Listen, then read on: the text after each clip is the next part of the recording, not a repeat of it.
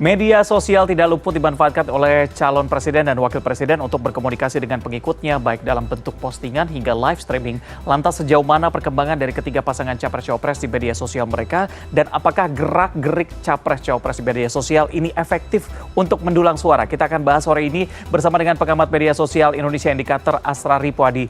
Selamat sore, Mas Asrari. Nah, kita akan lihat datanya dulu. Nah, kita punya data ini perbandingan dari Juli 2023 dengan 3 Januari 2024 sampai dengan kemarin ya. Kita lihat dari jumlah followers ini ada beberapa yang naiknya cukup signifikan. Tapi ada juga yang ternyata akun baru seperti TikToknya Mas Anies yang dalam waktu beberapa hari saja cukup meningkatnya tinggi, 900.000 followers. Mungkin Anda bisa jelaskan. Ya, ini memang menarik kalau kita lihat, apalagi kalau kita bandingkan dengan tahun-tahun di tahun sebelumnya gitu. Berarti ada peningkatan yang cukup signifikan, berarti memang pengguna media sosial cukup aware dengan gerak-gerik tadi yang disebutkan oleh Mas Raja di depan. Dan kalau kita mention soal Mas Anies misalnya, ada 900.000 followers TikTok, ini memang menunjukkan bahwa kemarin pasca Mas Anies live di TikTok itu memberikan sumbangsi yang cukup signifikan bagi Mas Anies, karena sebelumnya kan Mas Anies tidak cukup ramai dibincangan di TikTok gitu, karena belum punya akun official gitu ya.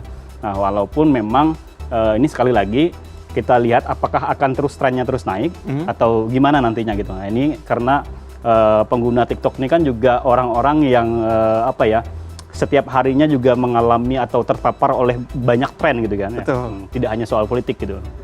Tapi sejauh ini apakah juga ketiga pasangan atau ketiga calon presiden ini disukai oleh algoritma di media sosial? Ya, cukup disukai tentang tentang bahasan soal ketiga ini, karena memang kan kalau trennya kalau kita lihat, kalau sebelumnya pemilih itu lebih banyak membahas soal program kerja dan lain-lain. Kalau semakin mendekati pemilu kan mulai banyak nih muncul gimmick-gimmick. Kalau sebelumnya Prabowo yang kemudian dibilang hanya mengandalkan gimmick gemoy, tapi kan kalau kita lihat juga mulai muncul tuh. Betul. Walaupun tidak terima juga bahwa itu dibilang gimmick gitu kan. Wah, ini bentuk personifikasi campaign terhadap pemilih pemula misalnya gitu. Nah, kami kira bahwa cara-cara strategi itu memang harus dibutuhkan karena memang tinggal hitungan hari kan untuk pemilu nanti tanggal 14 Februari, dan tantangan adalah pemilih terbesar pemilih anak muda. Yang mereka butuh soft campaign gitu loh, sesuatu yang fresh terbaru dari kalau kita ngomongin kampanye dan juga yang berhubungan dengan followers, biasanya adalah kontennya. Kita akan lihat bagaimana kontennya, suasana atau perbincangan dari netizen, engagement dan juga unggahan. Jadi datanya ini untuk kedua pasang ya. Jadi dua akun ini digabungkan begitu ya. Mungkin Anda bisa jelaskan. Benar. Jadi ini adalah situasi perbincangan di mana kita ngambil satu unggahan. Jadi ini adalah banyaknya expose yang dikeluarkan oleh para netizen terhadap pasangan calon masing-masing. Ada terhadap Mas Anies dan Muhaimin, Prabowo Gibran dan juga Ganjar Mahfud. Kemudian kalau engagement ini menunjukkan bahwa angka di mana ini adalah respon netizen terhadap berbagai unggahan tersebut gitu. Mulai dari like, share dan lain-lain ya. Nah, ini kita melihat bahwa ada cukup selisih yang cukup tipis antara pasangan Amin kemudian juga Prabowo Gibran. Ini angkanya 3,7 juta dan juga 3,9 juta gitu ya. Dalam time frame 28 Desember sampai 4 Januari dalam satu minggu. Nah, memang ini signifikansinya naik di kubu Amin ini karena ada soal Anies Bubble gitu ya. Anies Bubble di mana fans K-pop kemudian dipersonifikasi bahwa akan mendukung Anies Muhaimin gitu. Nah, ini yang cukup menarik. Nah, dan tadi seperti saya bilang, apakah kemudian fans K-pop ini akan terus menyumbang engagement tertinggi bagi kubu Amin? Nah, itu nanti kita lihat. Tapi ada pengaruh juga nggak? Kalau misalnya kita lihat Mas Anies ini kan secara resmi sudah dibentuk ataupun ditunjuk oleh Nasdem sejak akhir 2022 lalu. Apakah rentang waktu yang cukup panjang tadi cukup berpengaruh juga dengan engagement yang cukup tinggi? Karena memang komunikasinya sudah cukup lama berarti dengan followersnya. Tentu masih berpengaruh signifikan gitu. Tapi sekali lagi media sosial kan dinamis ya. Walaupun kita mengambil time frame yang panjang, kemudian kita lihat lagi bisa jadi agak berubah. Nah, ini menarik karena menjelang Februari nanti saat pemilihan, engagement ini cukup besar, artinya memang tanggapan netizen juga cukup besar terhadap pasangan ini gitu. Nah, walaupun kita lihat ada kubu Ganjar Mahfud yang cukup kecil di sini karena memang mungkin gitu ya, kecurigaan kami adalah ada satu narasi yang mulai agak kebingungan, ini narasi keberlanjutan apa kemudian perubahan gitu yang coba dikemas, walaupun kita lihat usaha-usaha menarik yang dilakukan oleh kubu Ganjar Mahfud kan juga keluar gitu. Betul. Misal soal membawa alam, kemudian ada Ibu Atikoh yang kemudian juga ikut berperan dalam setiap kampanyenya Mas Ganjar gitu. Kemudian juga Mas Ganjar juga mulai turun ke bawah nginap di rumah warga. Ini kan mengangkat emosional netizen kan, bahwa Ganjar Mahfud tidak hanya kemudian dulu dikenal sebagai orang yang banyak di media sosial, tapi juga di bawah juga cukup menarik gitu. Oke, Pak Mahfud bahkan juga ikut live Ya, di benar, TikTok live di begitu TikTok ya, itu salah juga, satu usaha ya, untuk menaikkan mengejutkan kita engagement. juga itu ya. Betul.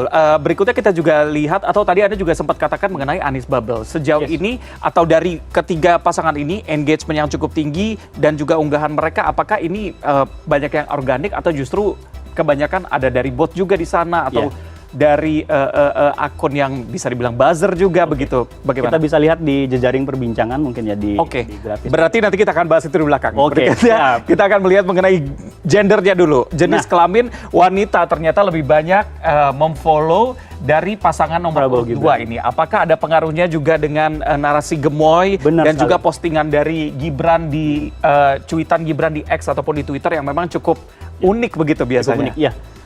Ini memang dari trennya kami mengambil dalam time frame yang panjang pun memang sering kali netizen wanita tuh lebih banyak ke Prabowo Gibran. Memang karena soal tadi narasi gemoy yang Mas sampaikan tadi, kemudian juga kalau kita lihat hal-hal seperti itu kan menarik bagi kalangan perempuan yang memang agak kurang menarik ketika bahasan politik yang terlalu berat gitu. Itu bagi mereka mudah. Tapi saya mau mention si Kubu Amin dulu. Kubu Amin ini angka 26%. Ini ada kenaikan Mas jika dibandingkan minggu sebelumnya. Oke. Di mana ada kenaikan 2-3%. Ini pengaruhnya salah satunya dengan K-pop tadi. Jadi memang ada menyumbang bahwa perbincangan wanita yang sebelumnya agak sedikit naik 2-3% di sepekan sekarang. Di mana ini salah satu faktor utamanya adalah soal K-pop tadi. Anies Bubble ternyata berpengaruh terhadap kenaikan jumlah followers wanita dari sini. Bagaimana dengan pasangan nomor urut 3? Nah, kalau pasangan nomor urut 3 ini karena ada faktor Bu Atikohnya di sini. Oke. Iya, jadi faktor Bu Atikohnya itu terbukti efektif untuk menarik kalangan perempuan untuk ikut membincangkan soal Ganjar Mahfud gitu. Jadi sisi humanisme, sisi keluarganya yang semakin dekat, ada alam juga di situ. Itu yang menarik bagi kalangan-kalangan perempuan gitu ya, netizen perempuan gitu. Terutama alam Ganjar seperti Alam Ganjar, serius. Gantengnya itu kan ya. Cukup menarik ya. Berikutnya kita akan lihat bagaimana dengan usia begitu. Karena lagi-lagi usia menjadi penentu, mereka bertiga pasti akan berebut ceruk dari pemilih pemula, ya kan? Seperti apa gambaran usianya? Nah, kalau secara garis besarnya, secara umum memang di tiga perbincangan netizen soal tiga paslon ini memang lebih banyak dibincangkan oleh mereka yang usianya masih di atas generasi pemula, Gen Z gitu ya. Jadi mereka yang di usia 31-40 ini kan hampir besar semua di semua paslon gitu ya. Ini menunjukkan bahwa isu bahasan politik itu masih belum cukup menarik bagi kalangan anak muda gitu. Walaupun sekali lagi kita ngomong fakta pada pemilih ke depan itu adalah pemilih pemula yang angkanya 50% lebih gitu ya. Nah, di sini bisa terlihat di bawah 18 tahun sampai 21 tahun itu angkanya masih relatif kecil dibanding yang lain gitu. Tapi memang kalau kita lihat dari usia muda itu paling banyak di Mas Ganjar dan Mahfud. Oke. Memang karena kan kalau kita lihat Pak Mahfud itu sering kemudian membahas soal isu-isu terkini gitu ya. Misal kemarin soal kasus Rohingya, kemudian soal ledakan di Morowali gitu ya, pabrik itu. Jadi memang Pak Mahfud itu terkenal dengan orang yang aware dengan isu-isu terkini. Lebih sering mengomentari lewat akun Twitter beliau terutama. Tapi saya mau menyampaikan hati-hati Mas Ganjar dan Pak Mahfud ini, kalau di sebelah sana sudah ada Anies Bubble, jangan-jangan nanti bergeser ini. Nah, ini kan juga harus ada kebaruan juga yang perlu ditawarkan oleh Ganjar Mahfud. Dengan kemudian Pak Mahfud live TikTok itu ya harusnya bisa juga meningkatkan pemilih pemula dia. Jadi di sana mungkin bisa percakapan soal konsultasi hukum gitu, dan lain-lain yang selama ini kan ruang-ruang pembahasan seperti itu kan ruang-ruang dalam tanda kutip di kalangan usia yang cukup matang gitu, tapi di anak muda agak kecil. Pengemasannya mungkin juga bisa lebih dekat terhadap anak muda. Tapi kita lihat di sini pasangan nomor urut 1 punya sekitar 10%, 10%. Dan juga 3% di mana anak di bawah 18 tahun sampai dengan 21 tahun. Seberapa besar pengaruh ini terhadap Anies Bubble di pekan lalu? Nah, memang kalau kita lihat tadi kan pertama adalah kalangan perempuan meningkat 2-3%. Nah, kalau ini bisa kita lihat bahwa juga ada peningkatan karena kalau kita lihat akar rumputnya Mas Anies itu kan kaum agamis yang memang dalam tanda kutip die hard lah ya. Mereka memiliki preferensi karena memang ada kecocokan pada satu poin itu. Dan kita ngelihat Anies Bubble itu juga cukup menyumbang pada perbincangan anak-anak kaum muda tadi gitu. Walaupun sekali lagi saya mau mention adalah ini kita akan uji konsistensinya karena anak muda sekali lagi terpapar banyak hal baru setiap harinya. Apakah mereka akan terus-terusan mendukung Mas Anies gitu ya. Tapi kalau kita lihat trennya anak K-pop itu kan cenderung solid ya terhadap pilihannya. Nah itu juga harus kita uji lagi nanti di pekan depan mungkin ya. Ada perubahan atau tidak. Karena berbagai gimmick juga sudah dilakukan. Walaupun ini tadi menggunakan live media sosial TikTok yang ternyata berdampak pada pembentukan Anies Bubble. Dan juga gerakan atau goyang-gemoy yang juga tidak sengaja terbuat akhirnya juga bisa mereka manfaatkan. Tapi kita juga akan melihat apa saja sebenarnya bahasannya dari jejaring perbincangan netizen terhadap ketiga pasangan. Nah, ini yang tadi pertanyaan Mas Reja soal apakah K-pop Anies Bubble itu pertama yang kita bahas itu dulu ya, apakah organik? Nah, di data kami terlihat itu cukup organik. Setidaknya ada 4 hal untuk menjelaskan itu. Pertama adalah bahwa kubu K-pop ini agak tidak dekat gitu ya, agak berjauhan. Itu artinya memang mereka belum terpenetrasi dengan perbincangan mereka-mereka yang sudah menjadi die-hardnya kubu Amin gitu. Yang memang setiap harinya menggaungkan dukungan dan kemudian pembelaan terhadap kubu Amin. Tapi kubu K-pop ini adalah kubu baru yang terbentuk memang kalau tadi kronologinya setelah lab TikTok itu ada, kemudian muncullah Anies Bubble. Dan kami melihat sejak postingan tanggal 29 Desember itu sampai pada hari ini itu lumayan followersnya naik sampai 107.000 followers gitu. Ini menunjukkan memang ada bahasan yang cukup organik di situ. Yang kedua juga kan bahasanya yang ada di keluar di sini kan bahasa Korea, Mas. Iya. Ini kan identik sama anak-anak K-pop memang kan, jokesnya juga Pak Anies, kemudian Caimin ini kan menunjukkan originalitas dari kubu K-pop ini gitu. Dan ada satu lagi yang cukup menarik bagi kami gitu bahwa mereka mencoba mengidentifikasi bahwa kemajuan kubu Amin menjadi salah satu capres itu adalah mirip dengan K-pop yang berasal dari agensi kecil gitu, mau jadi kelompok koalisi kecil. Nah, sementara kalau kubu Prabowo Gibran ini lebih banyak membahas soal optimisme mereka terhadap bahwa Pilpres bisa berjalan satu putaran.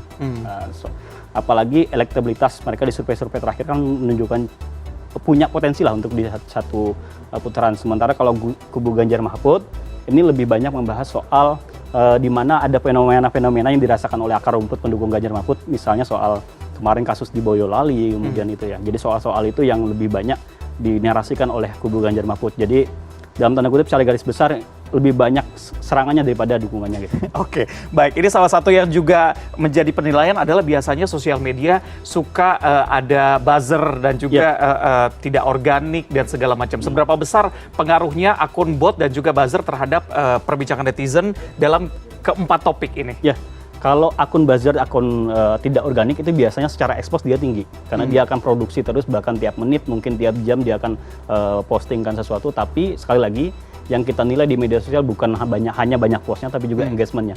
Postingan-postingan dari buzzer biasanya akan lebih kecil engagementnya karena dia tidak melibatkan banyak publik yang organik tadi gitu ya. Jadi memang walaupun itu ada, ya itu hanya akan lewat di lini masa aja, tidak kemudian bertahan lama menjadi sesuatu info yang viral gitu. Oke, baik. Nah, ini kan bisa dimanfaatkan atau seharusnya bisa dimanfaatkan oleh ketiga pasangan ini, dan juga lagi-lagi kita pesta demokrasi tidak hanya terhadap capres dan juga cawapres, tapi ada juga pileg atau pemilihan legislatif yang mereka juga harus bisa memanfaatkan. Sebenarnya Anda punya tips apa untuk tetap menjaga engagement juga tetap selalu positif dan juga tinggi yang bisa dimanfaatkan oleh semua orang begitu? Kita punya namanya kalau di kalangan netizen bilang FYP gitu ya, viral. Gimana sih caranya FYP ya? Yang pertama adalah bikin video yang mungkin sesingkat mungkin tapi ada hook gitu di situ. Ada sesuatu yang memancing di depan, kemudian orang akan tertarik kan bahwa ini sebenarnya bahasnya soal apa sih gitu. Nah itu. Kemudian yang kedua adalah fokus pada keunikan masing-masing menurut kami gitu ya. Karena kalau kita ikut reading di web masalah capres, maka ada kemungkinan akan ada gejolak juga di akar rumputnya gitu. Mungkin juga pemilih presiden belum tentu milih caleg atau sebaliknya gitu. Pemilih caleg belum tentu pemilih presiden yang sama gitu. Nah, itu juga harus diatur sebaik mungkin karena ini punya potensi untuk menimbulkan ketidakyakinan juga para pemilih gitu. Tapi sekali lagi bahwa media sosial sebagai bagian dari kampanye itu harus digunakan karena ini efektif, murah, dan kemudian juga pemilih ke depan adalah pemilih muda yang mana tiap hari mereka menggunakan media sosial gitu ya. Oke, yang bisa saya tangkap salah satunya adalah di mana media sosial setiap hari berganti trennya, anak-anak muda juga berganti apa yang mereka dapatkan, sehingga ini yang harus bisa dimanfaatkan. Apapun gerakan ataupun sesuatu yang memang dibuat atau tidak sengaja terbuat karena organik, ini harus dimanfaatkan sebaik mungkin untuk keuntungan mereka. Terima kasih sudah bergabung sore ini pengamat media sosial Indonesia Indikator Asrari Puhadi. Selamat sore. Terima kasih. Terima kasih.